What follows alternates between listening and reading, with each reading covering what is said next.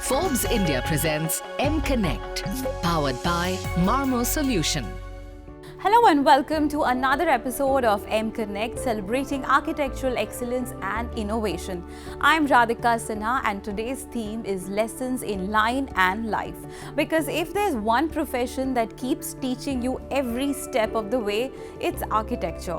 Whether it's rethinking old beliefs, learning from clients or colleagues, or just letting go of control, the lessons often come from unexpected places. And joining us today are three architects who have led their work, their process, and even their mistakes become lifelong teachers. So let's welcome Niroop Reddy, founder and principal architect at NA Architects. With a profound belief that architecture is an extension of our natural surroundings, Niroop embarked on a mission to create a groundbreaking and innovative designs that harmonizes with the environment. Next we have Prasanna, Principal Architect at Cubism Architects. His firm blends contemporary design with bold structural forms tailored for elite clients. Their award-winning work spans homes, offices and institutions, reflecting individuality and precision in every space. And next we have Nilabh Nagar, Design Principal at Architect Hafeez Contractor. He has the rare ability to visualize 3D structures unaided, which helps him to design large-scale projects that stand out, from hospitals to airports, railway stations to mixed-use spaces. Welcome to the show, gentlemen. Now, before we dive into our theme, let me ask a common question to the three of you, and starting with you, Niroop. What is that one unexpected place outside of architecture that must have inspired you? Yeah, as an architect, we always take inspiration. So any place we travel around the world, we get to see new inspirations, new buildings, and I believe architecture is a learning process every day. So we sort of like learn something every day. So as an architect, you always should be open to take critiques and actually learn things. So I think travel is one of the places. I will not tell you a particular place, but travel around the world is actually one of the inspirations for me. And what about you, Prasanna? Yeah, for me, the architecture started from when I was in school. So my father, he is civil engineer, and there was we used to visit sites every couple of months or something like that, and there I got inspired for architecture, and somehow the inner feeling of my soul, it realized me that where I can deliver myself, whatever I think in terms of creating beautiful spaces around the world, can be delivered from my angle or my views. So that was the initial stage where I got inspired. And one more thing I got inspired was the spaces, the public spaces in and around, like temples. I stayed in Kolhapur, and the Mahalakshmi temple, which was very famous, quite famous. I used to visit every month there and to understand the spaces. So that was the one aspect which really inspired me to come into architecture. Well, that's great. And what about you, Nilabh? My architecture journey was little different from others. It's just that I was a science student, and of course as engineering was the first preference. But while I was studying in school, I realized when I took technical drawing as my subject, and then it helped me, and I was scoring very well on that, and then I realized that 3-dimension is something which is up to my this thing. And second thing is that our school, which was little different in terms of spaces, I was always wondering how it happened. And I realized that because it's been designed by an architect, it makes a difference. So from that onwards, then I scored quite well in my entrance exam to the school, and that kind of inspired me to get into architecture. Great stories to actually take this discussion forward. And now coming to you again, Niroop. Was there a design belief or a design principle that you believed that you did not believe in at first, but now you find yourself reaching that again and again? Yeah, one design principle was getting in natural light into the buildings, which then I think when we started profession back in 2003-2 was not that much, because and sustainable and biophilic designs. So these were things which were not then practiced, but later when we started practicing and doing our projects. So now I think getting sunlight or getting any kind of nature into the buildings is very important, because it has a lot of advantages. And now I think, because before sunlight had limitations to get sunlight, and now we have a lot of technologies which can reduce the heat and just give us the light, and this actually takes care of the well-being or the mental health of a being, inmate of any spaces you call. And then another one is biophilic, because these designs nowadays, connecting people to nature is very important for multiple reasons. So can be your well-being, can be your work atmosphere where you can literally think. And then another thing is for doing a sustainable design, to save our resources. This is actually popular now, because sustainable design then was it was just a a study, or people used to talk only in most of the seminars or some kind of professional platforms. But now I think we have regulations from a lot of government bodies also, and I think we are practicing sustainability also now. Yeah. It's actually so interesting how with time and experience, our perspectives also change towards how we work. And coming to you, Prasanna, is there a building, maybe yours or someone else's, that has surprised you, maybe taught you something that you didn't know about yourself? See, the initial phase was the school days. I was telling you, few of the buildings, I would not say it is a building, it's a kind of temple. Again, that literally mesmerized me, the way it has been built in those days, and somehow I get attracted towards that, though my father's inclination was towards more towards civil engineering part of it. But understanding those spaces in temples and all, that really helped me to recognize, or maybe subconsciously recognize myself, the inner feeling of my thought or inner feeling of my intent, what to do in life. And somehow I landed, maybe not landed, I would say somehow I zeroed down on my decisions, and then coming to the architecture or taking architecture as a profession. So these are the public spaces or public buildings which were built in those days, were really influential in my career. So, Nilabh, coming to you, was there something that you were taught in your architectural school, perhaps, that you had to unlearn while you were working? Yeah, quite a bit. The academics in architecture is more towards the idea of design and how you approach design and how you kind of conceptualize and present that thing. Whereas in practice, you have to deliver buildings. In that terms, a lot of other things come into play when you want to deliver a building, especially the local laws. There is budget, there is technical challenges of the site, technical challenges of the structure of various services, and of course, I would say a multi-pronged intentions of both the client and the end user base that you need to do. And these are real people. It's not something you imagine what you imagine in school. These are now real people. Fortunately for me, our school at School of Planning at Delhi, there were professors who were very focused on design, and there were professors who were very focused on construction. So at that point of time, we were exposed to a fair amount of construction techniques as well, and which I think helped me in later terms to kind of get back into the thing. So for me, the transition wasn't so different, but today when I meet a lot of youngsters, I do find a little bit of gap between what they learn and what happens in the profession. I think you would agree that in architecture, there is no one set rule, I'm sure, right? You have to keep evolving. Right? Always.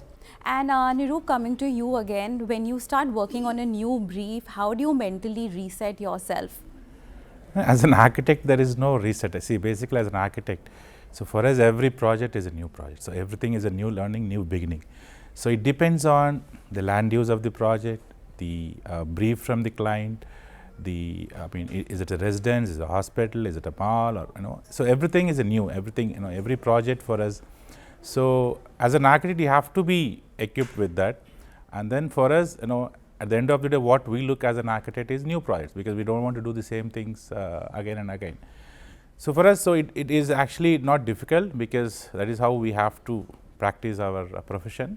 And depending on, so it all again depends on the client, his needs, and then it depends on what kind of project we are doing. And then if it is a developer base, more on budget, then what kind of thing, then we have to see topography of the site. So, a lot of things, I mean, lot of things depend. So, always it is, any project for us is starting from zero. So, we actually have to live with it. And Prasanna, have you ever mentored someone who has maybe changed the way you approach your work? See, it starts from my father. As I told you, he is a civil engineer, and the roots started from there.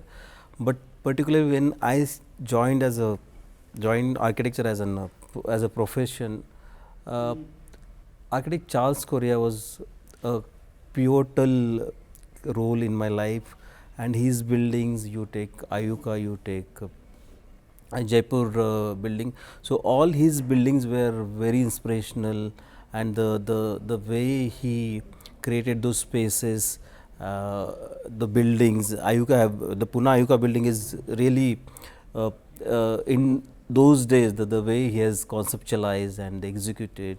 So, those detailings were really inspired me, and that allowed me to again explore myself in terms of venturing out and understanding the spaces, understanding the buildings, understanding the colors, the way architect Charles Correa used to have the color combination on his structures and buildings.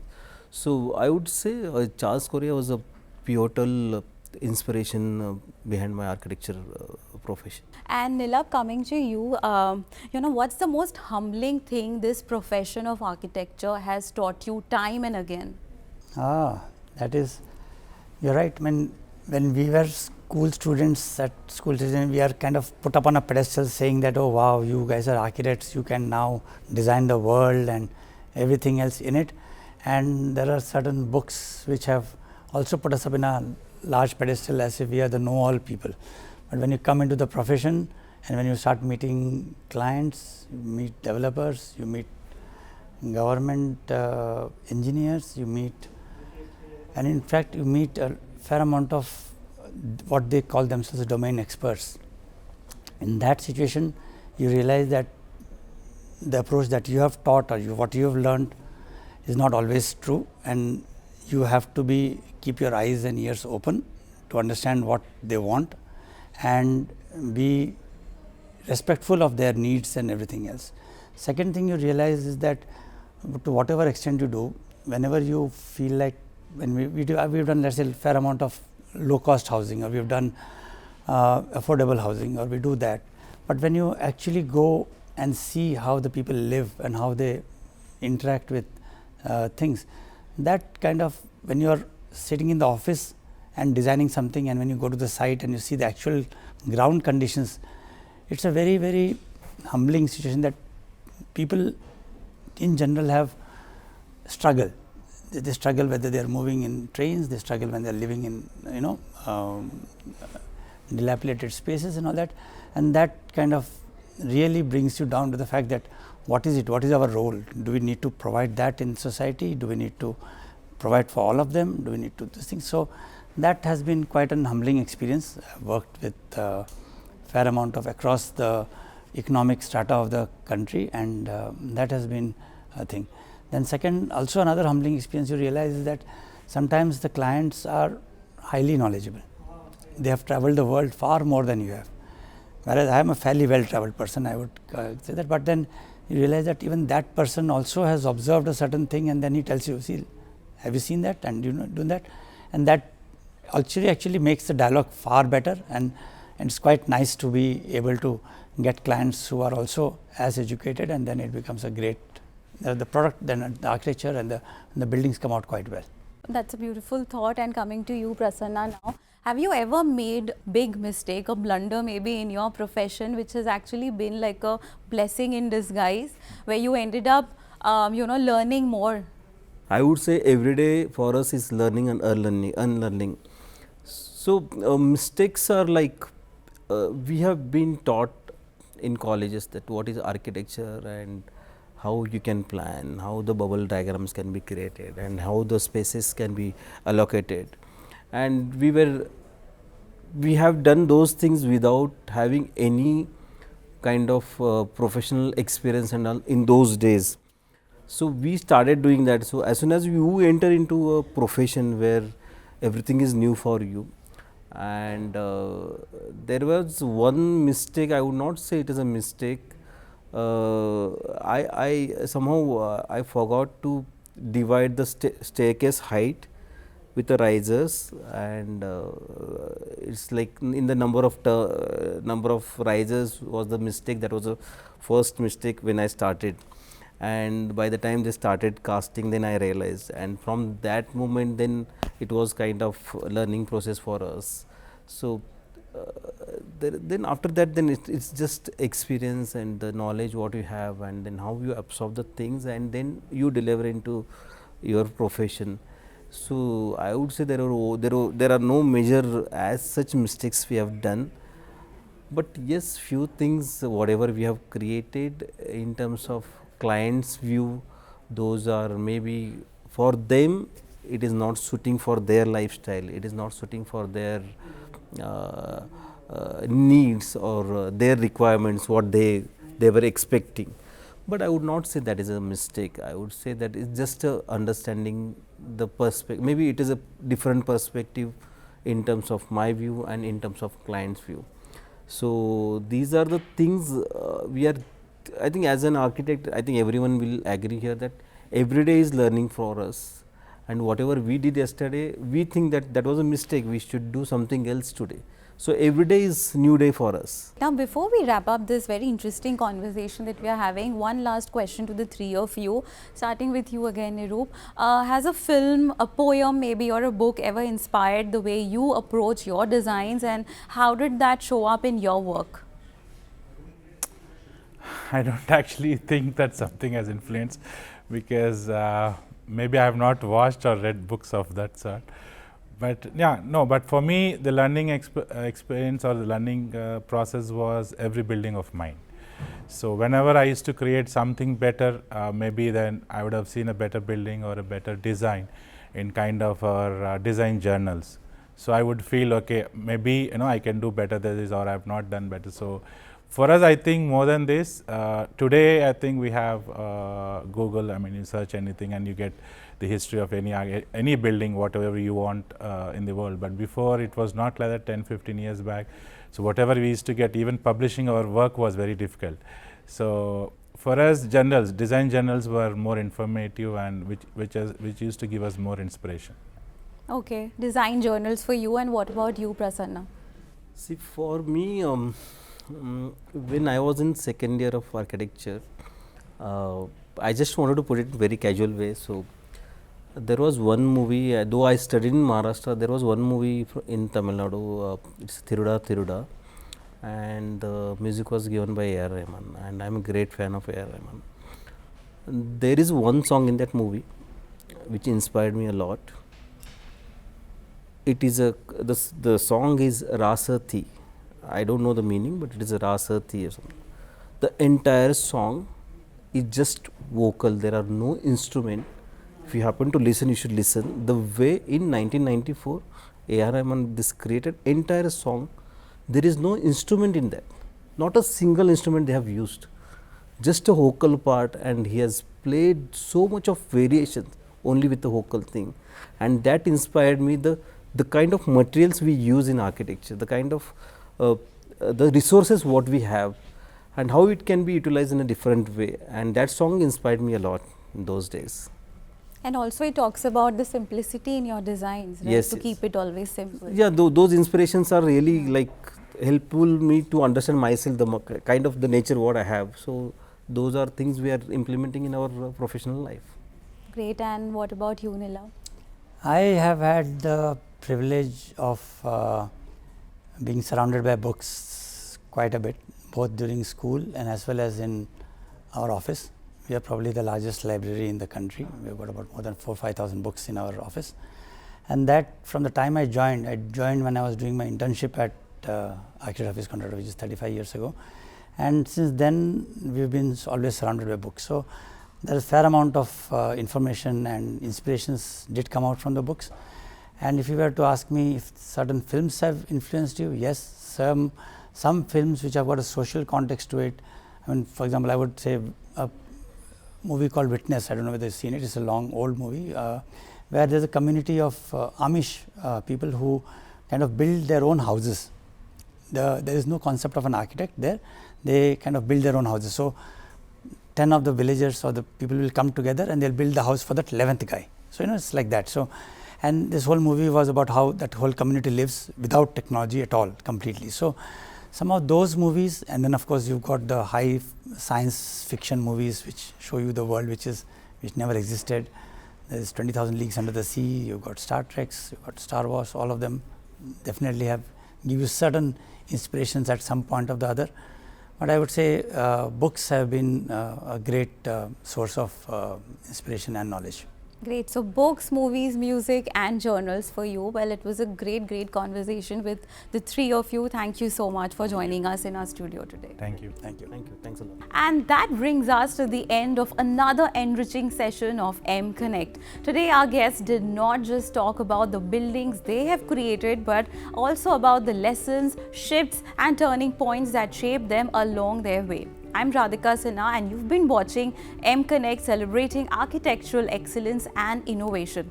Until next time, keep building, keep learning and keep drawing from the life between the lines. Forbes India presents M Connect, powered by Marmo Solution.